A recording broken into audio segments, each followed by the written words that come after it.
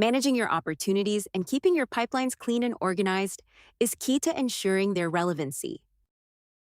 However, deleting opportunities individually is inefficient, so we're glad to introduce bulk deletion to your opportunities. Let's check how to use it. Go to the opportunities, hover over the opportunities you wish to delete, and check the box next to them. Click the Delete option, indicated by a trash can icon. Type Delete, then click Delete to confirm the action. To undo a deletion, open the Bulk Actions tab, click the three dots next to the action, then select Restore. This update allows you to declutter pipelines with bulk deletions that run asynchronously, maintaining full visibility into destructive actions and easy ways to undo them as a bulk or individually.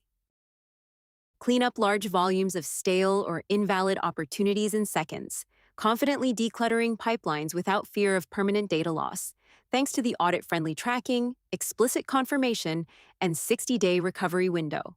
We hope you enjoy it.